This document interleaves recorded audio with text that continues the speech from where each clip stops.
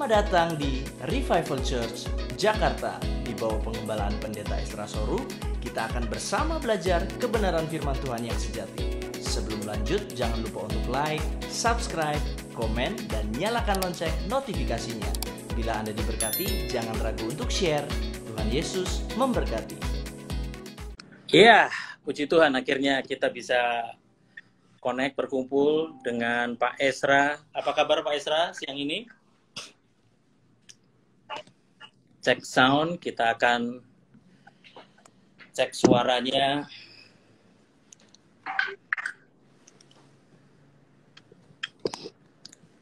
Mohon cek suara Pak, sambil kita memuji Tuhan. Dan Bapak Ibu Saudara yang tergabung sudah ikut di IG Live ini bisa send pertanyaan, komen apabila Bapak Ibu ada pertanyaan di sana. Bisa aku tak berdaya, kuasamu yang sempurna, ketika ku percaya mujizat itu nyata, bukan karena kekuatan, namun Roh-Mu ya Tuhan. Ketika ku berdoa, mujizat itu nyata. Di saatku tak berdaya, kuasa-Mu yang sempurna, ketika ku percaya mujizat itu nyata, bukan karena kekuatan, namun Roh-Mu ya Tuhan. Ketika ku berdoa, mujizat itu nyata. Ketika ku berdoa, mujizat itu nyata. Ketika ku percaya, mujizat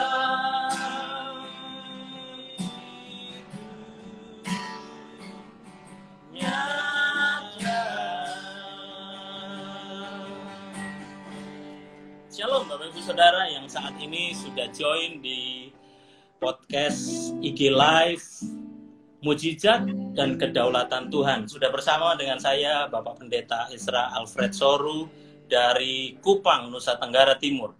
Dan kita akan berdiskusi bersama-sama. Ujian tadi berkata, ketika kita percaya, ketika kita berdoa, berserah kepada Tuhan, mujizat itu nyata. Tapi bagaimana ketika mujizat yang kita rindukan, yang kita inginkan itu tidak terjadi? Apa korelasi hubungan antara mujizat dan kedaulatan Tuhan? Sebab hari-hari ini ada banyak orang yang sakit, ada banyak orang membutuhkan mujizat, ada banyak orang membutuhkan kesembuhan. Badai COVID sedang melanda seluruh negeri ini. Bahkan kita sedang masuk PPKM darurat. Hari ini, mari kita coba berdiskusi bersama-sama. Mungkin kami persilahkan Pak Esra bisa kasih salam buat teman-teman yang sedang terkoneksi dengan kita di IG Live kita. Silakan Pak Esra. Ya, shalom, salam sejahtera buat semuanya. Senang sekali hari ini bisa ada acara ini. Ya, terus terang ini saya juga belum pernah live atau pernah tes sekali saja ya, tapi ini Pak Yos mengajak untuk live bersama. Ya, kalau ada mungkin ada kesalahan-kesalahan dimaklumilah. Ini saya masih asik dengan live di IG. Ya, pokoknya salamlah untuk semuanya. Salam sehat. Iya. Ini sebuah platform yang baru. Saya percaya semua media akan dipakai Tuhan untuk kemuliaan Tuhan, bukan hebat, bukan kuat gagah kita. Dan saya percaya Pak Esra setuju dengan hal ini supaya kita bisa menjangkau banyak saudara kita, teman-teman, jemaat, bahkan siapapun yang terkoneksi dengan IG ini yang membutuhkan, ada ribuan bahkan jutaan mungkin banyak orang membutuhkan jawaban Tuhan hari-hari ini. Sakit, ngalami, dan ini Pak Esra yang pasti ketakutan, takut mati. Hari-hari ini yang sehat takut ketularan. Ada banyak ketakutan hari-hari ini. Nah, Pak Esra, kita sering sekali mendengar kata mujizat.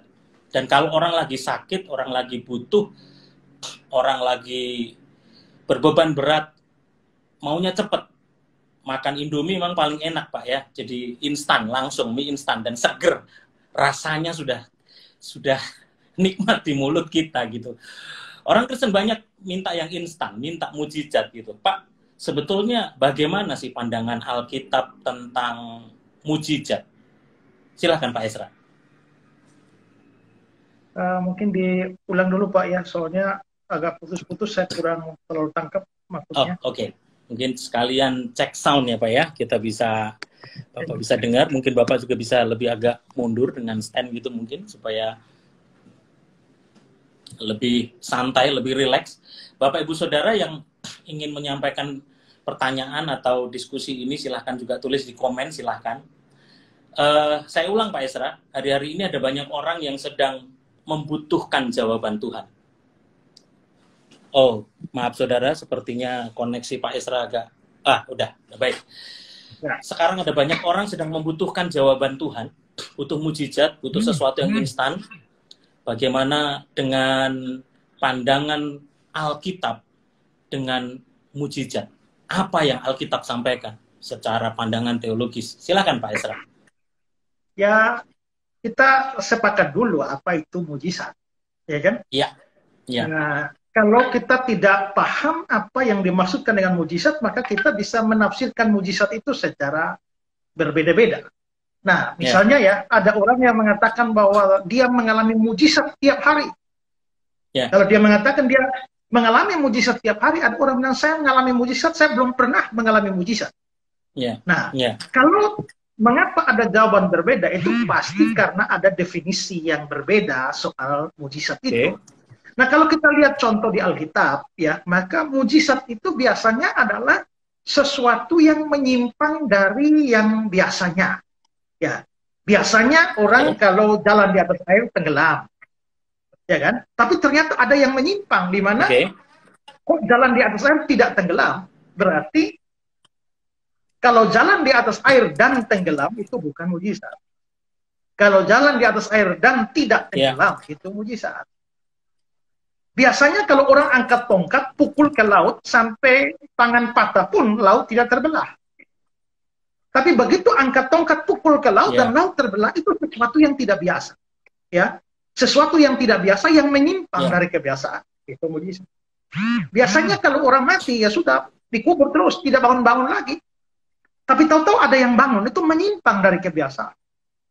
Nah, kalau begitu, maka mujizat itu sebenarnya adalah sesuatu yang menyimpang dari kebiasaan. Nah, atau ada sesuatu yang di atas yang alamiah ini, makanya disebut sebagai supra alamiah. Nah, kalau begitu maka orang berkata bahwa saya mengalami mujizat tiap hari. Artinya dia mengalami penyimpangan dari kebiasaan tiap hari. Itu menjadi sesuatu yang tidak masuk akal. Karena artinya justru yang mujizat itu menjadi kebiasaan dan yang biasa itu menjadi mujizat. Kalau orang mengalami mujizat tiap hari, maka ya artinya mujizat itu jadi biasa. Maka itu bukan lagi menjadi mujizat. Nah, karena itulah maka bagi saya mujizat itu adalah sebuah penyimpangan dari keadaan yang biasa, dan itu karena campur tangan suatu pribadi yang berada di atas alam. Makanya itu kita percaya sebagai Tuhan berintervensi terhadap kebiasaan yang terjadi dan membuat sebuah keajaiban bagi alam ini. Itu mujizat. Nah, karena itu dasar dulu, Pak Ezra. Sorry Pak Ezra. Hal dasar dulu, apakah kita sepakat bahwa mujizat Tuhan, mujizat kesembuhan masih terjadi hari ini? Ya, jadi karena itu kan definisinya tadi. Kalau kita sudah mengerti definisi itu, sekarang apakah mujizat masih terjadi? Ya, kalau memang masih ada Tuhan, kenapa tidak bisa? Ya, karena itulah di sini diperhatikan bahwa orang-orang liberal itu biasanya anti terhadap mujizat. Mereka tidak percaya lagi ada mujizat. Bahkan mereka menganggap bahwa ada juga yang berpandangan bahwa ya mujizat itu tempo dulu, tapi sekarang tidak lagi. Saya kira kalau ada orang percaya ada Allah, dan percaya Allah Maha Kuasa, dan dia masih Maha Kuasa, maka tetap terbuka kemungkinan mujizat itu terjadi. Tetapi apakah itu berarti bahwa mujizat selalu terjadi? Nah, kita juga ingat bahwa Tuhan itu berdaulat. Karena itu Tuhan melakukan keajaiban atau mujizat, terserah dia lah. Kalau dalam satu kasus dia mau bikin mujizat, jadi. Satu kasus dia tidak bikin mujizat, ya tidak terjadi. Semua tergantung dia. Jadi, kalau ditanya, apakah saya percaya ada mujizat? Percaya. Apakah saya percaya dalam semua kasus selalu ada mujizat? Saya tidak percaya. Saya percaya mujizat masih ada sepanjang Tuhan kehendaki. Amin. Amin. Ya. Jadi, terus bagaimana Pak dengan pandangan misalnya segala sesuatu, permintaan kita, keinginan kita, kita mengharapkan mujizat dari Tuhan, kemudian kita menengking sakit penyakit, kita menengking wabah COVID, kita menengking musibah yang terjadi. Bagaimana kita mengerti apakah sebuah sakit penyakit itu dari Tuhan, dari setan, atau bahkan karena keteledoran kita? Bagaimana pandangan Pak Ezra? Ya, sebenarnya gini, kita pertama-tama mesti melihat dulu bahwa kalau kita bicara soal sakit penyakit itu ada macam-macam penyebabnya. Ada sakit yang sebenarnya adalah penyakit secara fisik. Penyakit secara fisik itu ya karena adanya wabah, ada bakteri, ada virus, dan lain sebagainya. Itu penyakit secara fisik. Atau karena kecelakaan lalu kita menderita satu sakit tertentu. Tapi ada penyakit yang sifatnya psikis. Ya, kalau Alkitab berkata bahwa hati yang gembira adalah obat, tapi semangat yang patah mengeringkan tulang, berarti semangat yang patah bisa membuat tulang kering. Nah, itu artinya penyakitnya sifatnya psikologis. Nah, maka biasanya apa yang terjadi dalam jiwa yang tidak normal itu bisa memicu terjadinya sejumlah penyakit dalam fisik. Lalu yang ketiga itu ada penyakit secara demonis. Secara demonis itu artinya ada pekerjaan iblis secara supranatural di sana. Misalnya orang yang sakit karena disantet dan lain sebagainya. Nah, ini perlu dipastikan dulu sebuah penyakit itu apa. Nah, baru kita bisa tahu bagaimana cara penanganannya. Ya. Nah, misalnya kalau orang sakitnya karena kuasa gelap, ya, oke, diusir. Dalam namanya usir setan-setannya, ya memang masuk akal. Tapi kalau itu penyakit psikologis, maka penanganannya harus secara psikologis. Ya, dia diberikan penghiburan, dia diberikan kekuatan, atau ada orang yang sakit karena benci orang lain, begitu dia melepaskan pengampunan, akhirnya sembuh. Ya, itu psikologis. Tapi ada orang yang sakit karena fisik, ya, itu memang murni sakit fisik. Itu harus ditangani secara fisik juga. Misalnya orang tulang patah. Karena dia baca Alkitab, hati yang gembira adalah obat, lalu dia bergembira, tuh bagaimanapun dia bergembira, itu tulang patah tidak bisa sambung kembali, kan? Itu harus penanganan secara medis. Ya, penanganan secara medis. Jadi ada medis, psikologis, demonis. Nah, sekarang kalau kita lihat, kalau saya sakit flu, ini kan medis. Saya sakit flu, ini medis. Lalu saya berdoa dalam nama Yesus, setan-setan flu, saya usir semua, dalam nama Yesus, tengking semuanya.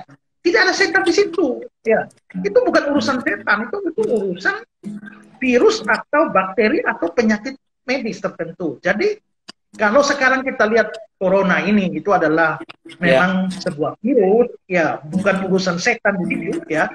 Maka kita tidak bisa memperlakukan virus itu seperti setan yang kita usir dalam nama Yesus, ya.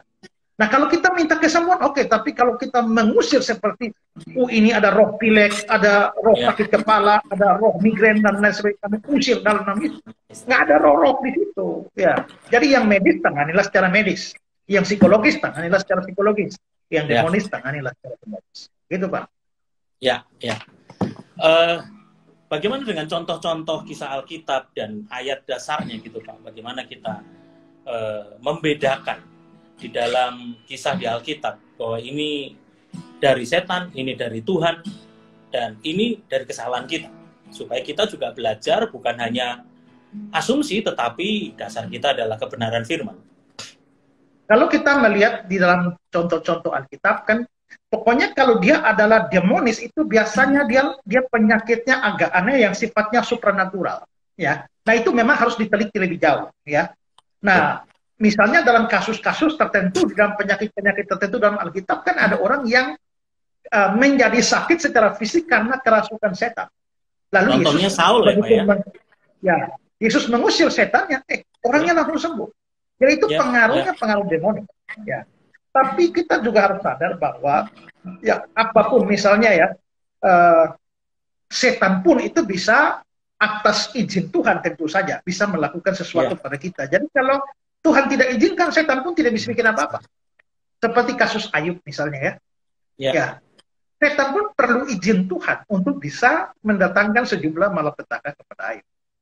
Karena itulah setan bukan penguasa, tetap kendali. Jadi kalau saudara sampai tertimpa sebuah malapetaka atau penyakit karena setan atau karena apapun, itu pasti karena izin dari Tuhan.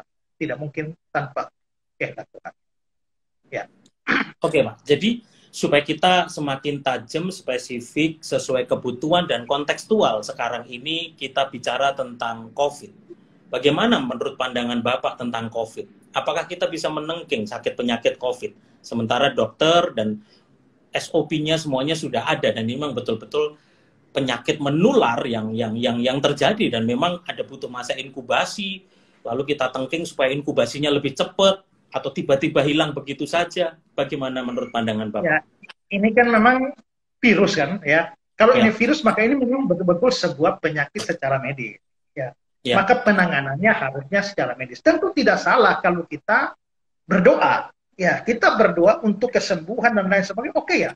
Tapi kalau menengkingnya dan menghardiknya dengan pemikiran bahwa ada setan-setan atau roh-roh jahat di balik ini, ya menurut saya tidak pas. Karena ini kan bukan masalah demonis, ini masalah medis.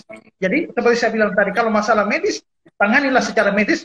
Tapi tentu saja kita harus berdoa. Kita berdoa supaya Tuhan menjaga, melindungi kita. Tuhan berdoa juga menyembuhkan kita. Tuhan kita berdoa juga supaya tenaga-tenaga medis atau obat-obatan bisa menolong kita. Tapi mengusirnya seperti kita mengusir ada satu pribadi roh jahat di situ, menurut saya tidak tepat sasaran. Nah, ini menarik, Pak. Jadi kita mesti tahu batasnya ya.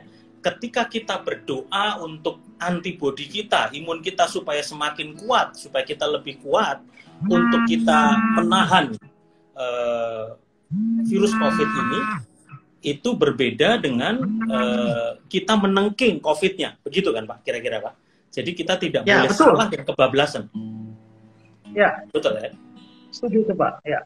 Ya, jadi saudara, mindset kita mesti sepakat dulu hari ini bahwa boleh kita berdoa, bukan kita melarang berdoa, kita harus berdoa untuk kesembuhan.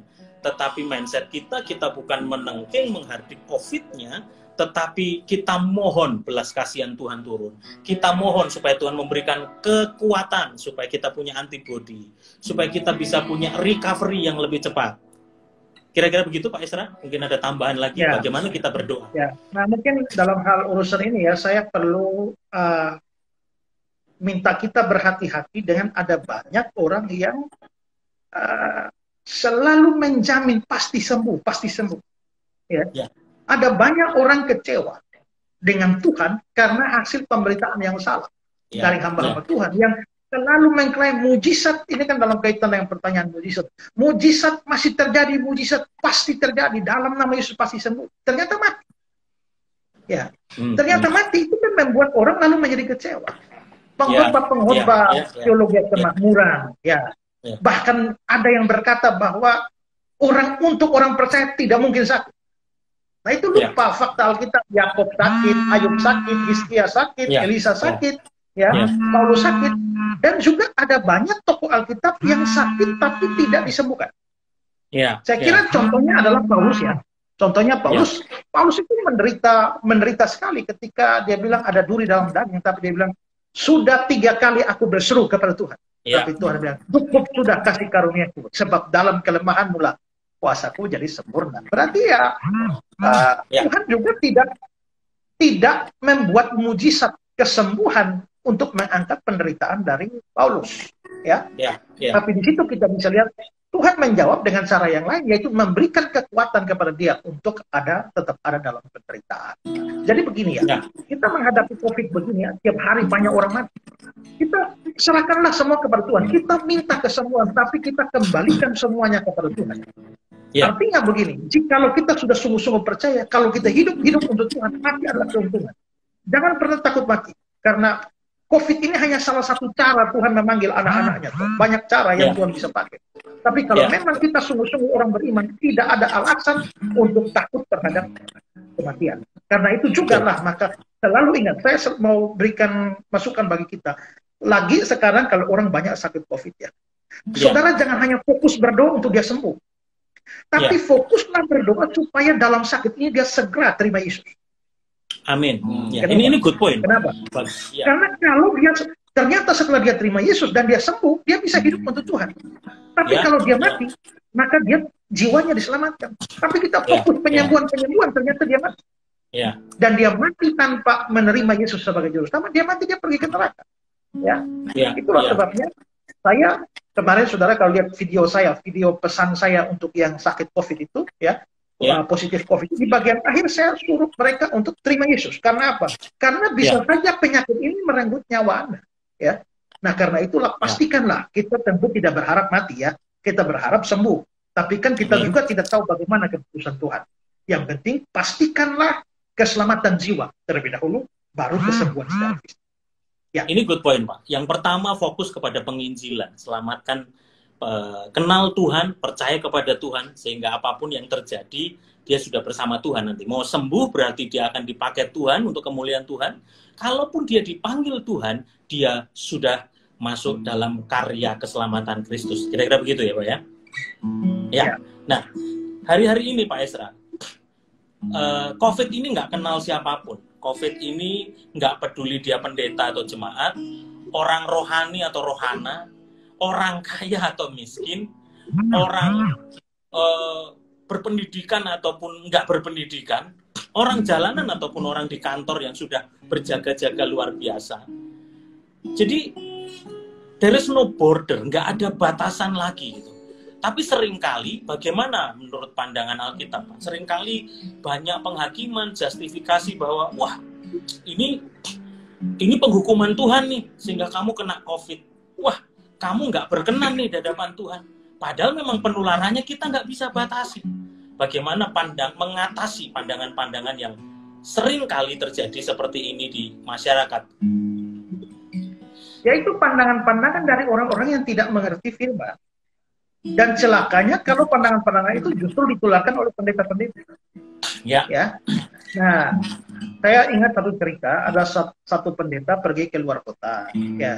Lalu dia pulang dijemput oleh majelisnya. Lalu majelisnya cerita, Pak Pendeta, rumah saya setelah Pak Pendeta di luar kota ini rumah saya kebakaran Pak Pendeta. Lalu pendeta, itu teguran Tuhan buat kamu. Nah, lalu dia bilang, iya tapi Pak Pendeta punya rumah juga kebakaran juga. Lalu pendeta bilang, ya itulah cara Tuhan menguji hamba. Jadi seringkali kalau terkena dengan orang lain dia bilang teguran, yang lain ujian.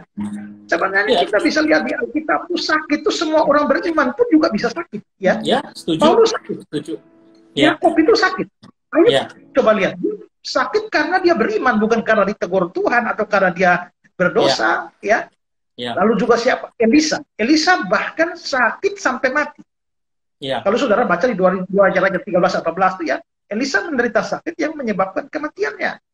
Belum lagi kita bisa lihat orang seperti Epaphroditus di Filipi pasal 2 itu Timotius juga. Makanya Paulus bilang kepada Timotius itu kan jangan minum air saja, tapi tambahkan sedikit anggur, berhubung pencernaanmu terganggu, tubuhmu sering lemah. Terjemahan Alkitab Indonesia Raya bilang, karena engkau sakit-sakitan. Trofimus itu dalam 2 Timotius 4 ayat 20 itu orang-orang beriman semua. Lalu bagaimana kita bisa menyimpulkan bahwa ini pasti karena teguran Tuhan atau tidak bisa. Ini sekarang wabah ini mau beriman atau tidak beriman bisa saja kena. Mau beriman, ingat ini sekarang ini kan kita melindungi diri makanya ada prokes Nah, orang mau beriman bagaimanapun tidak prokes, tidak pakai masker atau apapun segala macam, hidup seenaknya, pasti kena. Nah, jangan pikir itu beriman. Itu bukan beriman, itu namanya mencobai Tuhan Allah.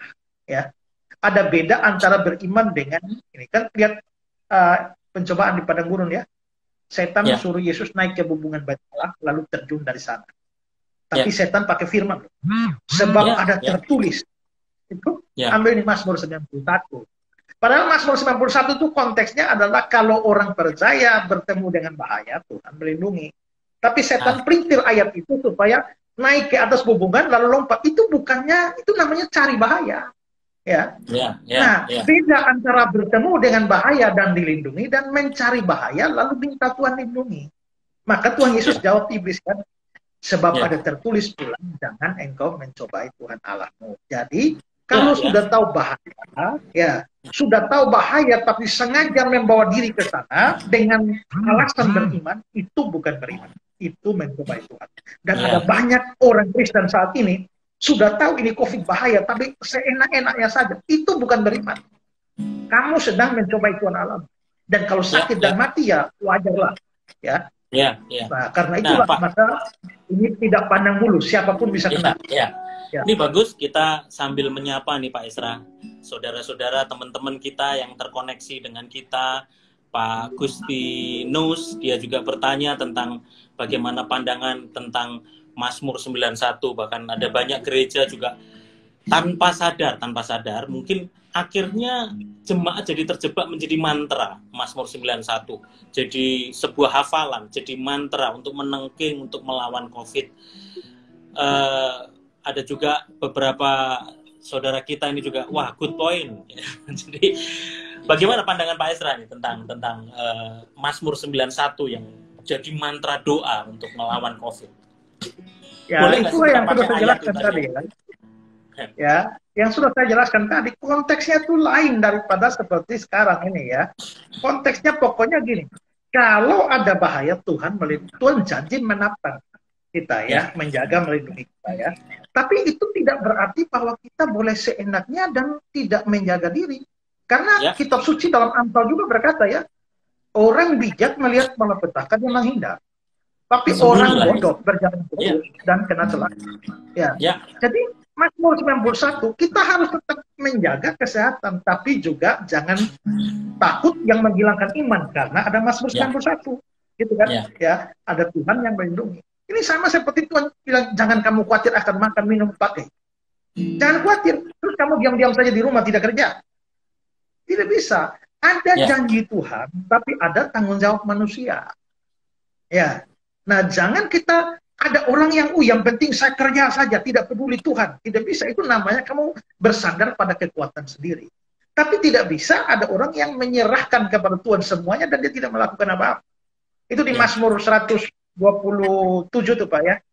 Jikalau bukan Tuhan yang membangun rumah, sia-sialah orang membangunnya. Jikalau bukan Tuhan yang membangun rumah, berarti yang bangun rumah siapa? Tuhan ya.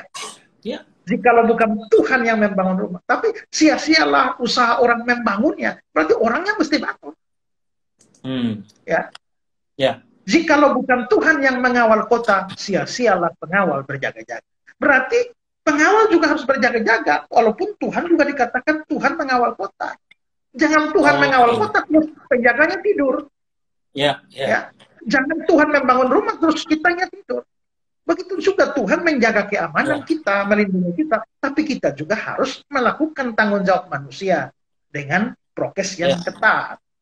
Wah, ini jadi ada yang bagus. Masih ada juga gereja-gereja yang merasa bahwa ini larangan pemerintah bertentangan dengan firman Tuhan, dan dalam keadaan begini paksa tetap kebaktian. Menurut saya itu nggak beriman. Bahkan ada yang sampai tumpang tangan Pak, pakai minyak pengurapan. Nah, itu kan akhirnya menjadi klaster baru gitu yang terjadi. Nah itulah, itu mencobai Tuhan itu.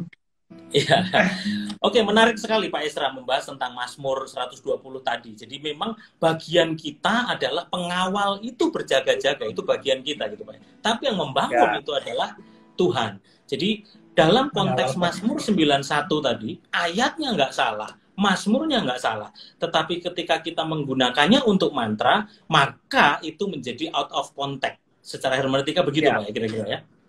Dan ingat bahwa setan mengutip ayat itu diterapkan pada Yesus untuk mencoba itu setan melakukan penerapan secara out of context.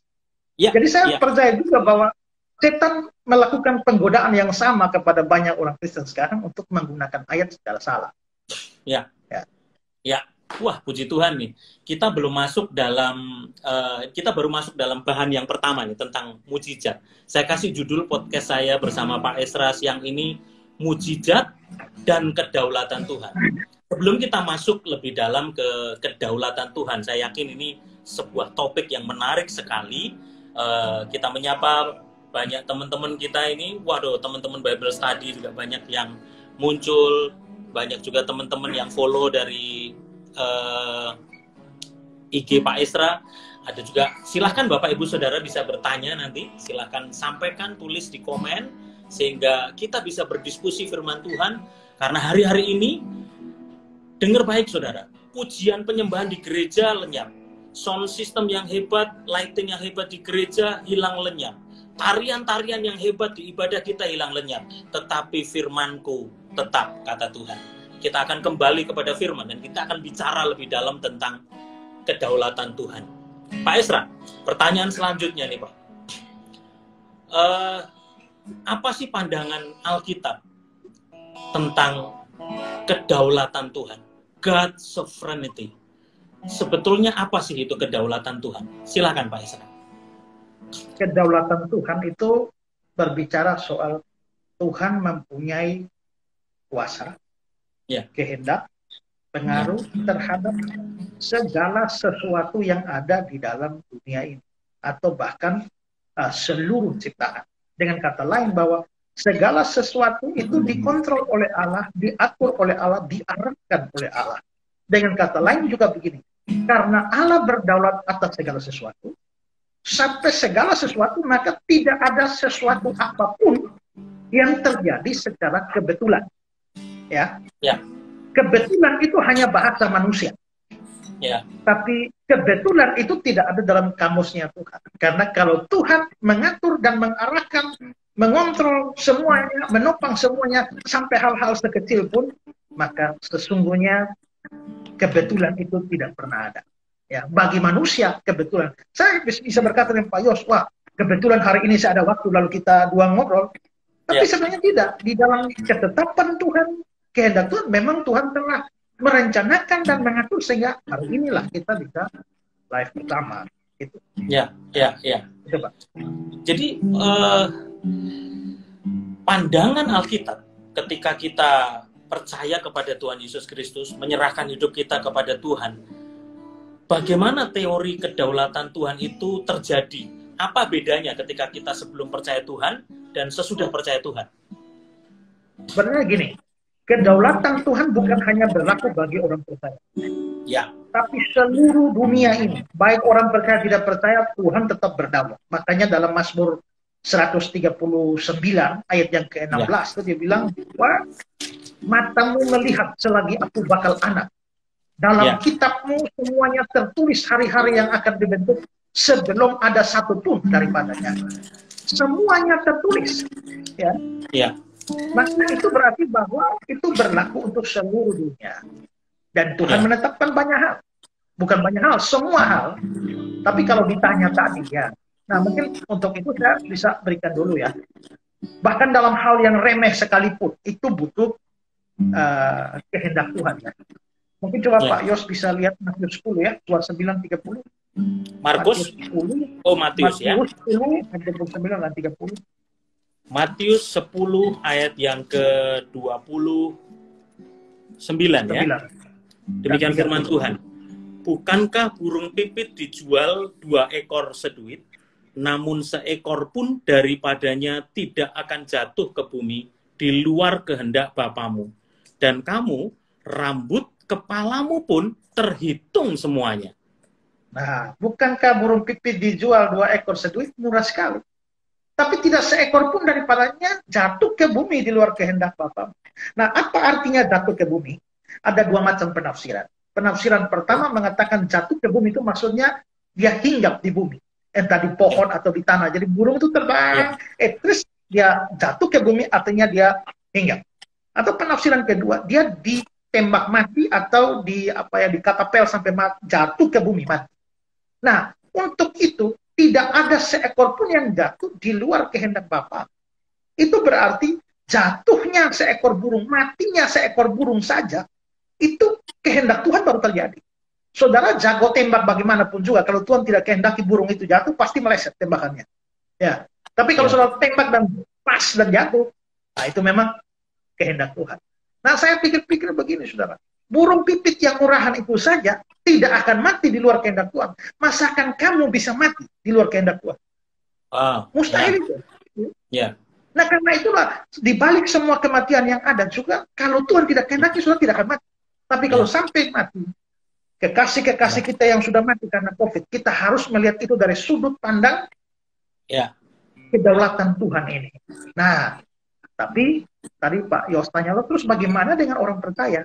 Bedanya begini, kalau orang percaya, Tuhan mengatur segala sesuatu, tapi dia mengatur sedemikian rupa sehingga yang terjadi pada kita itu akan mendatangkan kebaikan.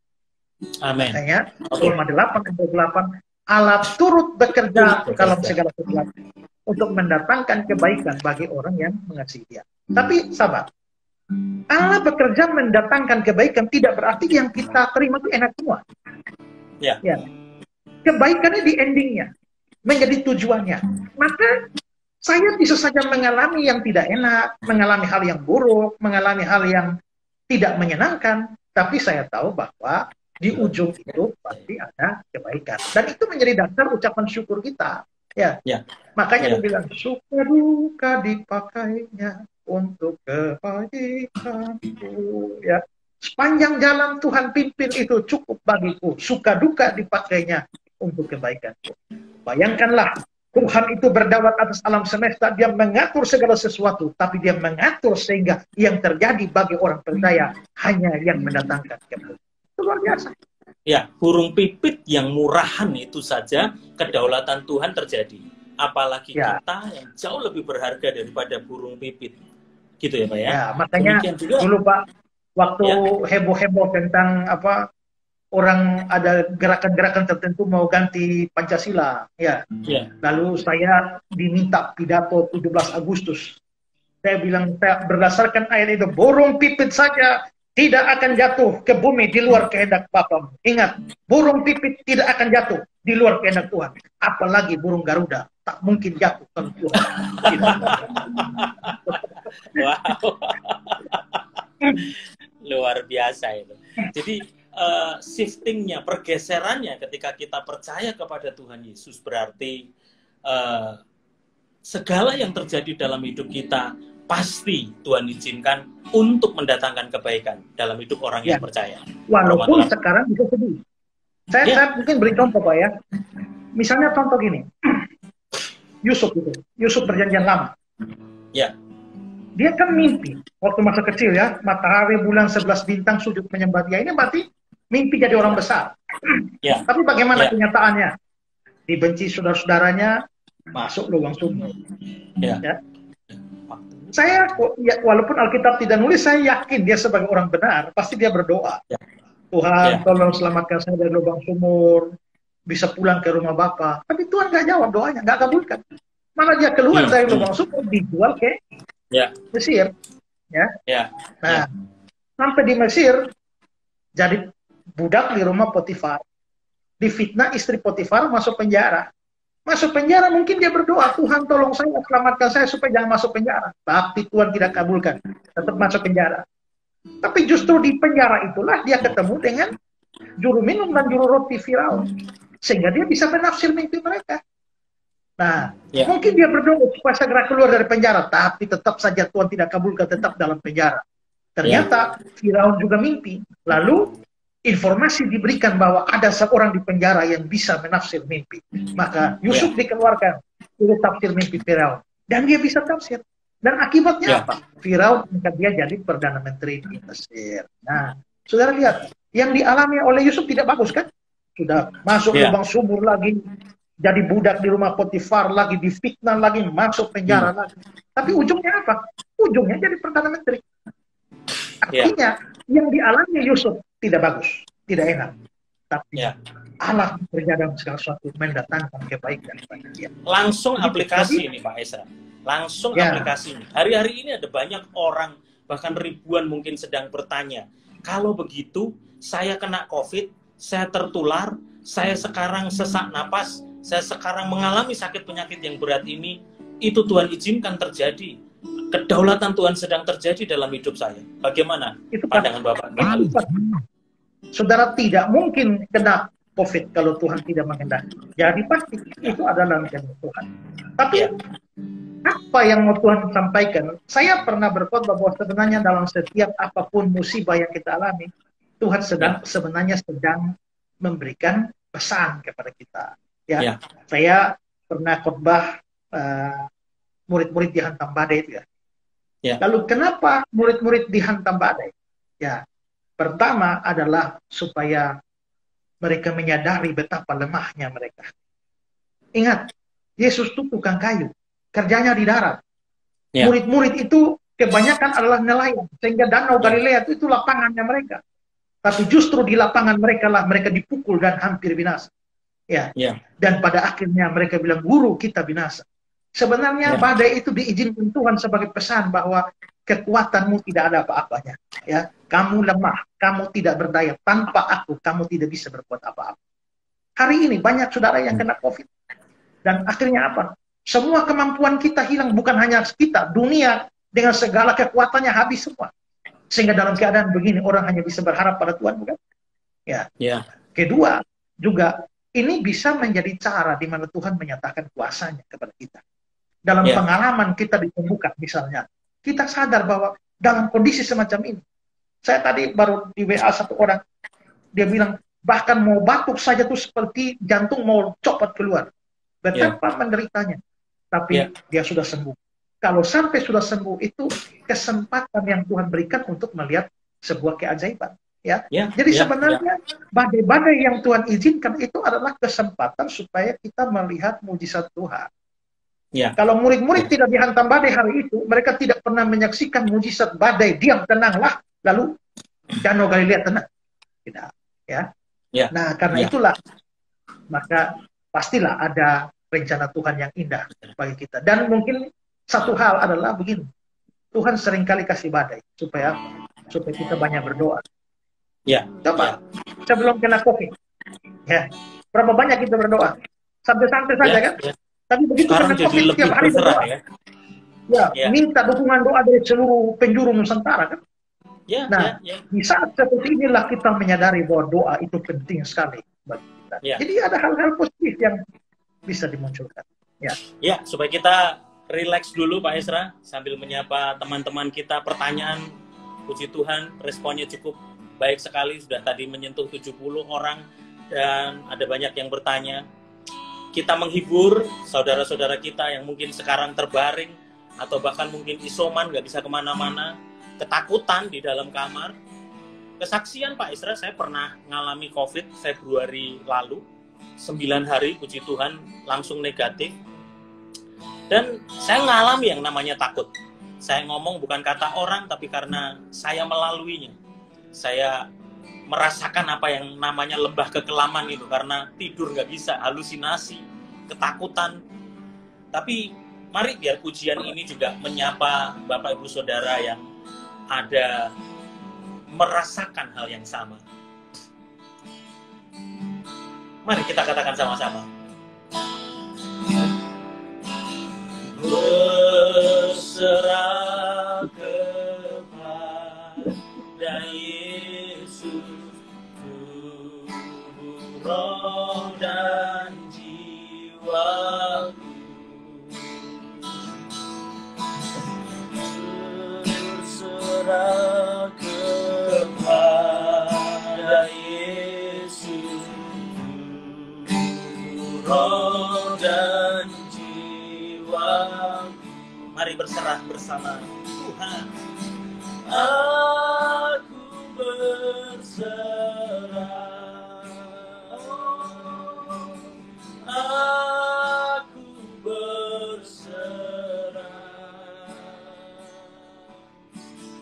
pada Yesus Juru Selamat.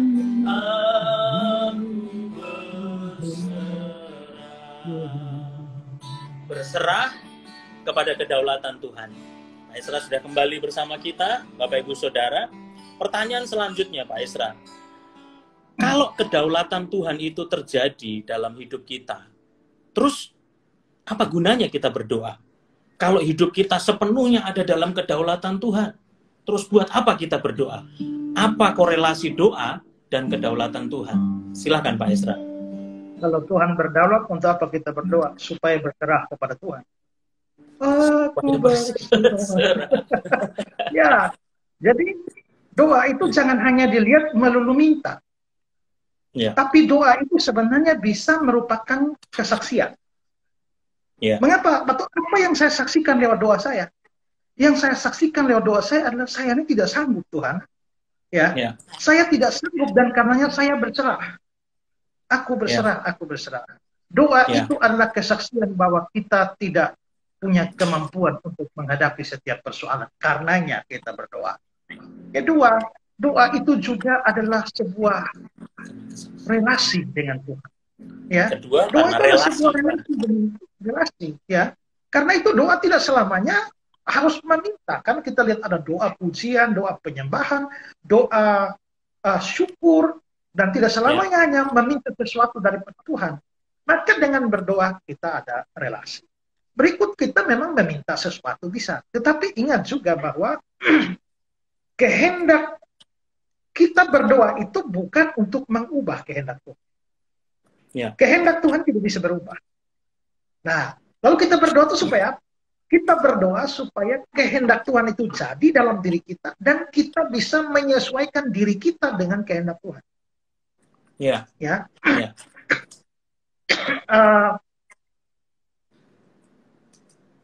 Tuhan kehendaknya seperti ini.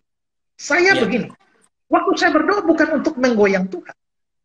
Tapi saya berdoa supaya saya berubah untuk mencocokkan diri dengan kehendak Tuhan ini. Wah, good point. Itu penting sekali. Ya.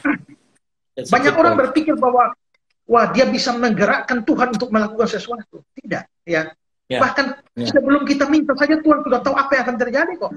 Nah, ada satu lagu tua yang bilang apa? Kehendak Tuhan laksanakan, ku tanah liat kau penjunan. Jadikan aku sesukamu, aku menunggu di kakimu. Jadikan aku sesukamu, aku menunggu di kaki. Itu doa yang minta supaya Tuhan tolong saya. Kalau kehendak saya ini tidak sama dengan kehendak Tuhan, tolonglah, bekerjalah supaya kehendak saya ini diselaraskan dengan kehendak Tuhan. Nah, gini Pak, saya mau bagi satu. Gini, Tuhan kan bilang gini ya, Bapak manakah yang kalau anaknya minta roti dia kasih batu? Iya. Gitu kan? Ya. Nah, Tuhan itu pasti kasih roti, tidak akan kasih kita batu. Hanya saja seringkali karena kita ini terbatas dalam pengertian, kita mengira bahwa batu itu roti. Iya. Makanya kita minta terus. Tuhan kasih ini, kasih ini, kasih ini. Padahal kita tidak sadar bahwa yang kita minta itu sebenarnya batu. Ya. Tapi karena Tuhan itu baik, ya Tuhan itu baik, maka dia nggak akan membiarkan kita mengabulkan permohonan kita yang minta batu itu. Ya. Maka dia pasti akan tetap memberikan. Karena itu kalau saudara minta batu kepada Tuhan, minta pakai doa puasa pun, Tuhan itu tidak akan kasih. Kenapa? Karena dia Bapa yang baik. Dia pasti akan kasih yang roti. Walaupun roti itu kadang-kadang kelihatan seperti batu dan batu kelihatan seperti roti. Ya. Tapi, ya, jadi Bapak Ibu Saudara yang luar biasa sekali Pak Esra. Jadi kita diubahkan ini mindset kita dalam berdoa. Karena seringkali kita berdoa mengatur Tuhan, memaksa Tuhan, menggoyang-goyang kehendak Tuhan tadi. Jadi Pak Esra tadi sampaikan yang pertama, kenapa kalau ada kedaulatan Tuhan kita tetap berdoa? Karena yang pertama supaya kita berserah kepada Tuhan. Yang kedua, karena itu ada relasi, supaya ada relasi kita dengan Tuhan. Tapi yang ketiga, kita mengubah keinginan kita supaya kita bisa mengikuti dengan kehendak Tuhan. Gitu Pak ya. Jadi kira-kira mungkin cocok sekali lagu ini bicara gini. Ubah hatiku. Yang diubah hati kita gitu Pak ya. Seputih salju. Bapak Ibu Saudara katakan, ubah hatiku seperti hatimu. Kenapa? Karena dia penjunan kita. Kita tanah liat. Engkau penjunan, ku tanah liat. Bentuk jadikan ini doaku. Jadi kita tanah liatnya Tuhan, dia penjunan kita. Bukan kita memaksa penjunan mau bikin apa, tetapi supaya kita menjadi tanah liat yang disesuaikan oleh penjunan kita. Gitu Pak Esra ya. Pertanyaan selanjutnya nih Pak. Sudah ada beberapa pertanyaan juga masuk. Terus bagaimana Pak kita menyelaraskan keinginan kita dengan kehendak Tuhan? Bagaimana cara supaya kita bisa menyelaraskan apa yang kita inginkan? Kita nggak maksa, yang penting sembuh, yang penting mujizat terjadi. Miskin cepat jadi kaya, kepingin sesuatu cepat supaya itu kita dapatkan gitu. Bagaimana cara menyelaraskannya Pak? Kehendak Tuhan tidak bisa diketahui kalau saudara tidak belajar firman. Ya. Amin. Jadi firman itu penting. Dengan mengerti firman, saudara akan dituntun untuk berdoa yang seturut dengan kehendak Tuhan. Sekarang gini, Iya. saya ambil contoh misalnya Pak, ada banyak penyesat Pak Yos di dunia sekarang ini. Iya, ya. Pada waktu ada banyak penyesat, ya. Lalu Pak Yos doa puasa. Kami berdoa Tuhan supaya penyesat-penyesat ini hilang semua dalam nama Yesus. Memang doanya hebat, tapi pertanyaannya, doa minta penyesat itu lenyap semua itu cocok dengan kehendak Tuhan atau tidak? Ternyata ketika kita baca firman, firman bilang menjelang akhir zaman akan muncul banyak penyesat. Nah kalau Tuhan mengabulkan doa Pak Yos, berarti firman Tuhan salah. Karena itu biar mau doa puasa bagaimana minta penyesat hilang, tidak bisa hilang. Karena kalau sampai hilang berarti Alkitab salah. Nah begitu juga. Kita bisa melihat bahwa itu berarti bahwa pengertian firman itu akan sangat mempengaruhi doa kita. Banyak orang berdoa secara salah karena tidak mengerti firman. Ya. Nah, yang dipikirkan dalam doanya hanya kemakmuran secara jasmani, minta berkat terus. Tapi apakah memang firman Tuhan memang mengajarkan seperti itu atau tidak? Ya. Nah, itu harus kebalik. Jadi makin mengerti firman baru bisa menuntun doa kita secara benar. Jadi bagaimana menyesuaikan? Ya, makanya belajar Alkitab harus perlu, ya. Nah, karena itulah maka dengan banyak belajar firman, makin mengerti kehendak Tuhan. Kalau mengerti, maka saya tidak akan mendoakan sesuatu yang jelas-jelas tidak sesuai dengan kehendak Tuhan. Dalam Wah, luar biasa. Jadi poinnya kembali back to the Bible. Kita tidak akan pernah ngerti kedaulatan kehendak Tuhan dalam hidup kita kalau kita tidak mau belajar firman. Nah, sementara ada banyak gereja atau bahkan pemimpin-pemimpin gini Pak, sepertinya rohani Pak. Maksudnya, wah kita harus berdoa, kita harus berpuasa supaya badai segera berlalu, supaya COVID ini segera berlalu. Tapi kontradiksinya gini Pak, kalau kita disuruh puasa bagaimana imun tubuh kita naik?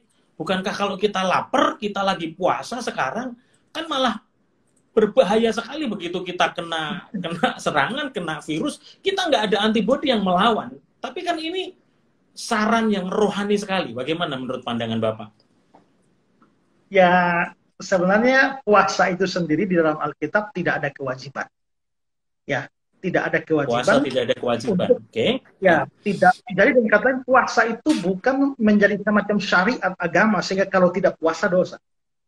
Puasa itu hanya menjadi pilihan kita dan itu pilihan iman kita. Dan harus diingat bahwa puasa itu bukan supaya Tuhan melakukan apa yang kita inginkan. Tidak. Dengan berpuasa itu sebenarnya kita mengambil lebih banyak waktu untuk mengerti apa yang Tuhan mau. Walaupun nanti dia kepada kitanya, Pak ya. Jadi bukan kepada kitanya, bukan kepada Tuhan ya. Nah, dalam hal ini memang kita juga kalau dalam keadaan normal ya tidak apa-apa ya kalau memang mau puasa, kalau puasa hanya 1 hari ini. Betul. Tapi sekarang memang keadaannya memang agak berat ini, bukan agak berat, sangat berat ini. Maka memang berbijaklah, berbijaklah karena ya ya banyak orang merasa bahwa doa puasa lebih berkuasa daripada doa biasa, tapi kalau bagi saya tidak. Ya, doa tetap semuanya kendali pada kedaulatan Tuhan. Ya, doa puasa itu bukan lebih mempengaruhi Tuhan, tapi lebih berpengaruh pada diri sendiri. Ya, karena itulah ya kalau saya karena puasa bukan kewajiban, maka saya tetap memilih doa biasa ketimbang puasa. Jadi di gereja yang Bapak gembalakan juga bagaimana kalau pemimpin pendoanya gitu mengusulkan kita harus doa puasa gitu. Itu hal ya, bijak kita yang memang Bapak sampaikan. kita memang lihat kondisi lah ya. Memang dalam keadaan yang normal kita juga di gereja juga ada acara doa puasa yang dilakukan oleh komisi atau departemen doa. Kita lakukan. Ya, itu dia Pak. Soalnya kan dalam kondisi kita kenyang, kita bodinya, maksudnya kondisi kesehatan kita baik saja, kita bisa mudah tertular. Ini virus, apalagi karena gini Pak ya, Delta. kalau misalnya puasa itu diperintahkan, maka ketika kita tidak puasa kita jadi dosa.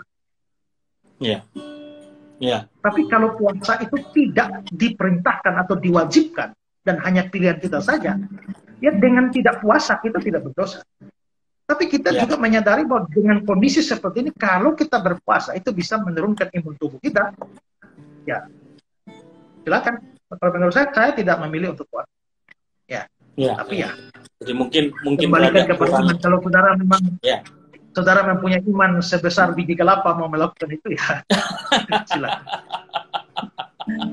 Ya, jadi memang ini jadi kontradiktif juga di aras jemaat gitu ya, karena yang mereka mungkin nggak memiliki pengetahuan akan firman yang dalam, tapi karena tuntutan dari atas, wah kami diminta untuk berdoa dan berpuasa, dan sementara sisi medis kita juga mesti bijak.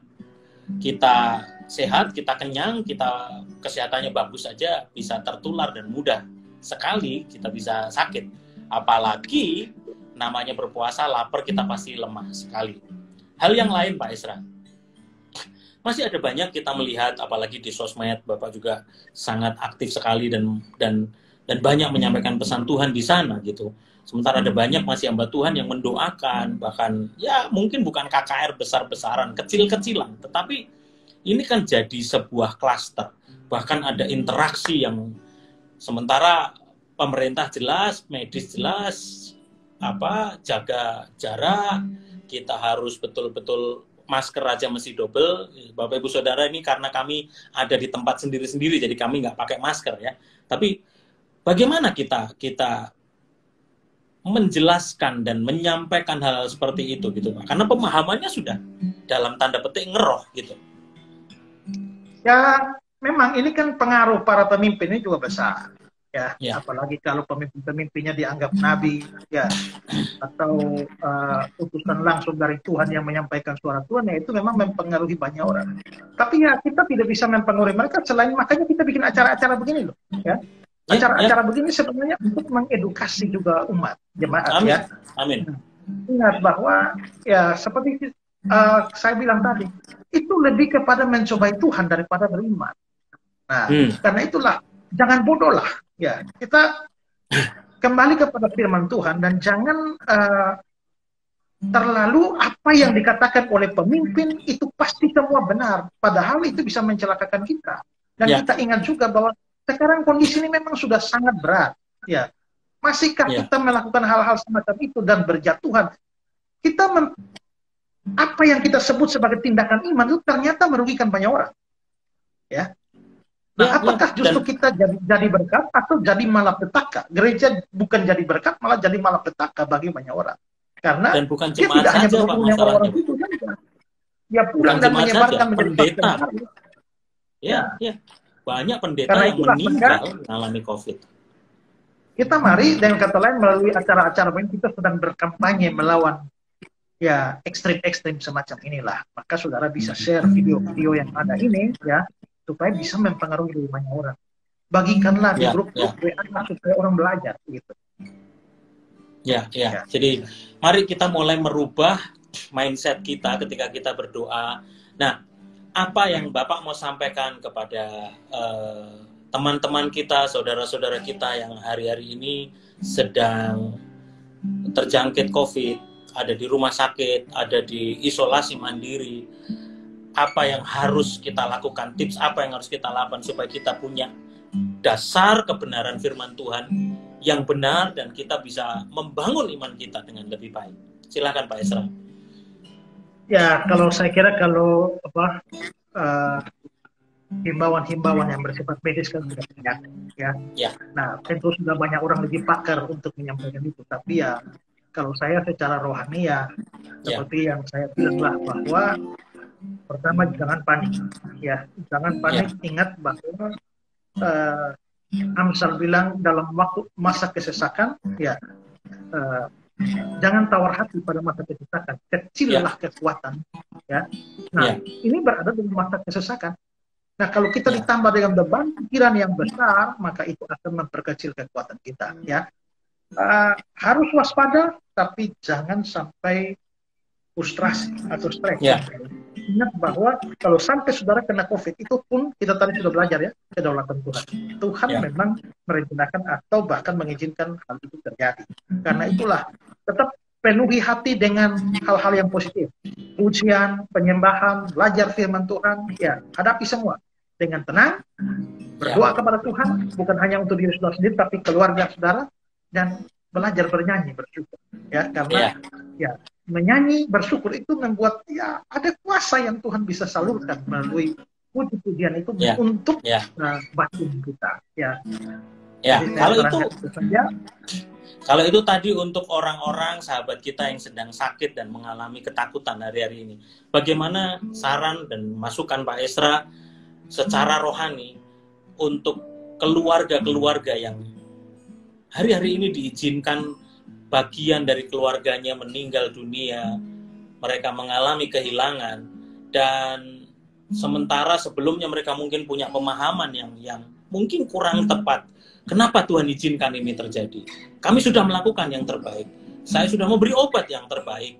Kenapa harus papa kami, adik kami, keluarga kami meninggal hanya karena COVID? Apakah Tuhan kejam seperti itu?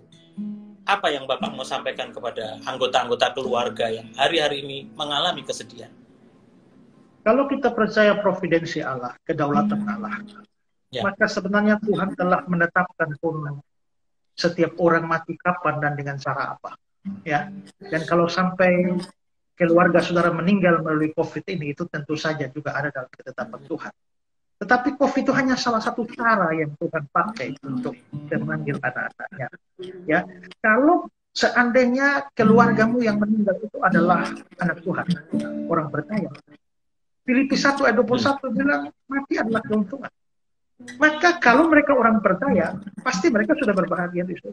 Saudara bersedih karena kehilangan itu wajar, tapi jangan sampai terus bersedih. Kalau saudara terus bersedih, saudara sedih bukan karena orang itu, tapi saudara karena diri sendiri. Saudara tidak sedang menangisi dia, tapi menangisi diri. Karena apa? Karena misalnya ya, kalau saya dengan Pak Yos, ya, terus kalau Pak Yos tahu-tahu meninggal, dan orang percaya dan masuk surga, sudah berbahagia di surga, saya terus menangis sampai 10 tahun. Sebenarnya yang saya tangis itu Pak Yosnya atau diri saya? Ya. Kalau saya tahu Bapak Yos sudah berbahagia di surga, saya kehilangan, saya bisa menangis. Tapi kehilangan itu tidak boleh seperti orang-orang yang tidak berpengharapan. Ya. Nah, karena itu kalau yang meninggal itu sungguh-sungguh orang percaya, percayalah bahwa satu hari nanti akan ada reuni yang Tuhan sediakan. Ya. Ingat bahwa Tuhan, satu kata yang paling menunjukkan rasa simpati dari Tuhan Yesus kepada kita itu adalah belas kasihan. Amin. Dia menyatakan belas kasihan itu kepada banyak orang yang menderita. Dan danda dinaik itu, dia sangat sedih karena kematian anaknya. Tapi ketika Tuhan melihat dia, Tuhan jangan menangis. Itu bukan berarti Tuhan larang dia menangis. Dalam bahasa asli itu seharusnya dia bilang, jangan terus menangis atau berhentilah menangis. Menangis itu tidak salah. Ya, Tuhan Yesus pun pernah menangis ketika Lazarus mati. Tapi karena dia pernah merasakan kesedihan, rasa kehilangan orang yang dikasihi, dia bisa bersimpati kepada saudara. Dia mengerti bahasa tetesan air mata, waktu badai menerjang dan gelombang menerjang. Tuhan Yesus setia, Tuhan setia. Ya. Saya coba ingat ya, gini ya. Waktu Musa hamba Tuhan itu mati, Tuhan bilang kepada Yosua, seperti aku menyertai Musa, aku pun menyertai kau. Ya. Sekarang Ya. lihat, dulu Tuhan menyertai Musa, dan Musa menyertai Yosua. Ya. Tapi sekarang Musa sudah mati dan Musa tidak bisa menyertai Yosua lagi. Tapi seperti Tuhan menyertai Musa dulu, Musa sekarang sudah tidak ada. Tapi Tuhan yang sama itu masih tetap ada dan menyertai Yosua. Itu kekuatan. Mungkin suamimu sudah meninggal karena COVID. Dulu Tuhan menyertai suamimu. Suamimu menyertaimu. Tapi sekarang suamimu tidak menyertaimu lagi. Tapi Tuhan yang pernah menyertai suamimu masih tetap menyertai. Tuhan yang pernah menyertai istrimu masih tetap menyertai kamu. Tuhan yang pernah menyertai papa mamamu masih tetap menyertai kamu. Karena itulah, ingat bahwa hidup harus terus berjalan. Ya, ingat itu Mazmur 23, sekalipun aku berjalan dalam lembah kekelaman. Lembahnya kelam, tapi harus terus berjalan. Banyak orang karena lihat takut betapa kelamnya lembah itu, lalu tidak mau jalan lagi. Tidak.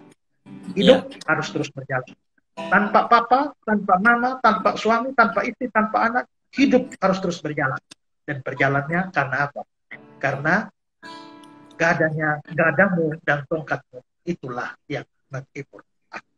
Dan intinya ketika Tuhan izinkan terjadi mungkin anggota keluarga kita, saudara kita dipanggil Tuhan, semua atas seizin, atas kedaulatan Tuhan, atas sesuai dengan waktunya Tuhan. Gitu Pak ya.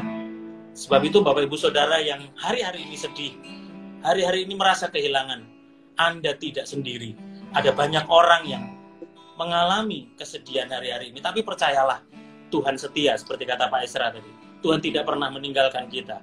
Waktu Tuhan pasti yang terbaik. Waktu Tuhan pasti yang terbaik. Walau kadang tak mudah dimengerti, lewati cobaan, ku tetap percaya waktu Tuhan pasti yang terbaik. Bapak Ibu Saudara yang hari-hari ini sedang mengalami kehilangan, kesedihan, percayalah waktu Tuhan pasti yang terbaik. Sebelum kita tutup podcast kita, diskusi mujizat dan kedaulatan Tuhan, mari kita membuka hati kita dan mengubah mindset doa kita, supaya kita tidak berdoa untuk mengubah kehendak Tuhan, untuk memaksa Tuhan sesuai keinginan kita, tetapi justru memaksa diri kita supaya kita mengikuti kehendak Tuhan. Closing statement dari Pak Esra, bagaimana tentang mujizat dan kedaulatan Tuhan? Silakan Pak Esra. Ya, Tuhan berdaulat atas segala sesuatu. Dia berkuasa atas segala sesuatu. Jikalau dia mau, dia bisa membuat keajaiban sebesar apapun. Tetapi kalau dia berdaulat, maka dia juga berdaulat membuat mujizat. Dia berdaulat juga untuk tidak membuat mujizat. Nah, tapi kalau saudara tidak bisa melihat tangan Tuhan yang membuat mujizat, percayalah kepada hati Tuhan yang baik. Wow, luar biasa sekali closing statement Pak Esra untuk kita semuanya belajar mengembalikan segala sesuatunya kepada kedaulatan Tuhan. Kadang tidak sesuai keinginan kita. Sesuatu yang nggak enak ketika kita itu ada di ruang tunggu. Kalau kita dapat jawaban ya, itu mudah. Atau tidak, ya sudah. Tapi ketika kita suruh tunggu kehendak Tuhan terjadi dalam hidup kita, seringkali itu yang membuat kita nggak sabaran. Kemudian kita memaksakan kehendak Tuhan.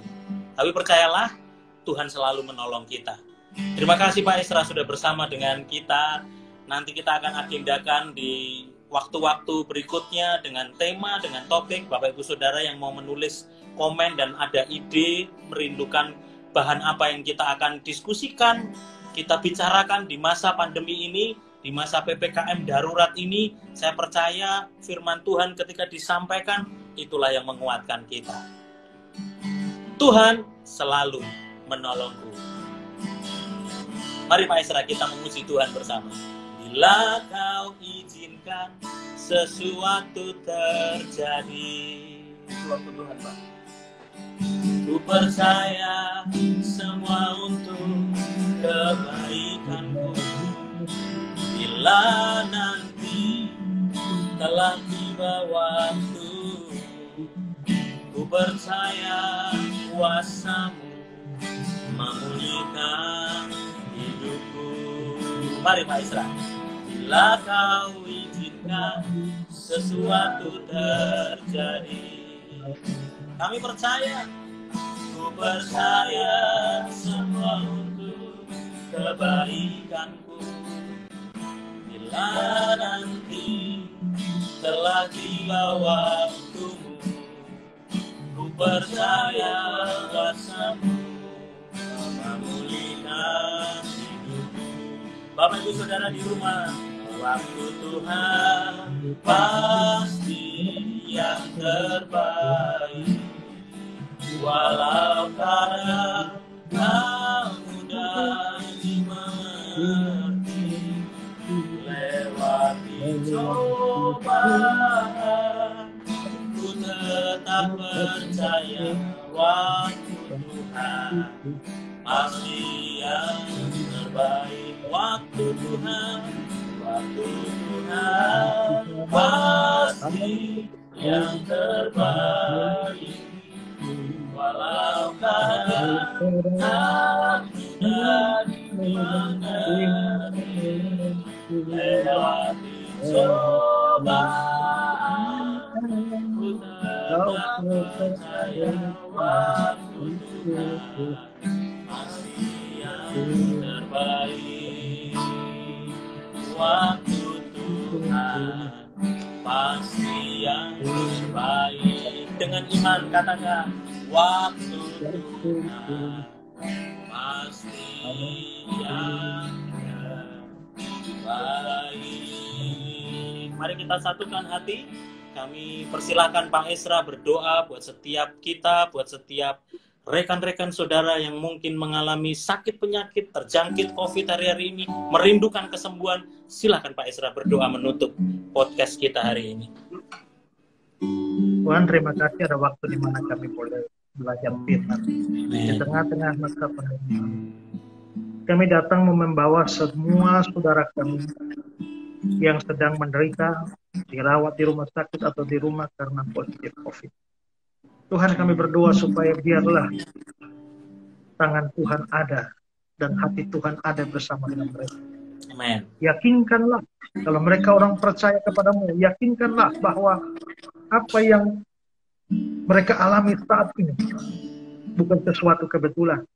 Tapi Tuhan sementara mau mengerjakan kebaikan-kebaikan melalui semua itu kepada kami. Berdoa ya Tuhan, Tuhan dengan kuasa Roh Kudus-Mu menolong dan memberikan kekuatan penghiburan kepada mereka supaya mereka terhindar dari rasa stres, frustrasi dengan semua ini, tapi tetap bisa mengangkat puji-pujian kepada Tuhan dengan hati yang penuh syukur dan menyerahkan semuanya. Kami berdoa ya Tuhan supaya semua upaya penyembuhan, tenaga medis, obat-obatan yang dipakai, Tuhan boleh bekerja melalui semua itu. Dan kalau Tuhan kehendak, Tuhan menyembuhkan mereka dari semua sakit mereka ya Tuhan. Terima kasih Tuhan. Kami berdoa untuk keluarga mereka yang juga was-was atau cemas dengan semua keadaan. Tuhan berikan penghiburan yang sama mereka. Tuhan, kami berdoa juga untuk petugas-petugas medis yang mempertaruhkan nyawa mereka. Tuhan tolong mereka juga, jaga dan lindungi mereka ya Tuhan. Dan kami juga mau berdoa ya Tuhan juga untuk semua yang sedih karena kehilangan orang-orang yang terkasih direnggut oleh COVID. Kami mohon Tuhan, roh penghibur yang ada dalam diri mereka menguasai mereka dan memberikan kekuatan dan penghiburan, dan Tuhan mengatur sehingga mereka boleh mendapatkan kekuatan dari firman Tuhan dengan cara Tuhan sendiri. Terima kasih Bapak. Kami juga berdoa untuk gereja-gereja Tuhan. Tuhan tolong supaya diberikan hikmat bijaksana dalam bersikap, dalam bertindak, dan dapat membantu pemerintah di dalam mengatasi kondisi saat ini dan bukan memperparahnya. Kami berdoa untuk banyak orang yang termakan hoax dengan segala macam informasi yang tidak benar, yang justru akhirnya melemahkan upaya penanganan COVID ini. Tuhan tolong ya Tuhan, supaya bisa ada edukasi yang baik kepada semua masyarakat dan juga jemaat untuk bisa memahami hal ini dengan benar dan dapat membuat kami sama-sama bergumul dan berjuang untuk kondisi Indonesia yang lebih baik. Terima kasih Tuhan. Kami bersyukur untuk kesempatan ini dan kami serahkan semua yang telah mengikuti acara ini. Tuhan boleh memberkati mereka melalui percakapan kami. Terima kasih Tuhan. Ini doa dan permohonan kami dalam nama Yesus. Kami berdoa kepada Bapa. Amin. Amin. Terima kasih Pak Esra buat kesediaan waktunya, dan semoga diskusi kita, podcast kita menjadi berkat dan memberkati banyak saudara-saudara kita di luar sana yang hari-hari ini sedang menantikan jawaban Tuhan, menantikan kesembuhan, menantikan jawaban doa atas setiap pergumulan. Terima kasih, selamat siang Bapak Ibu Saudara. Terima kasih Pak Esra. Tuhan Yesus memberkati. God bless you all.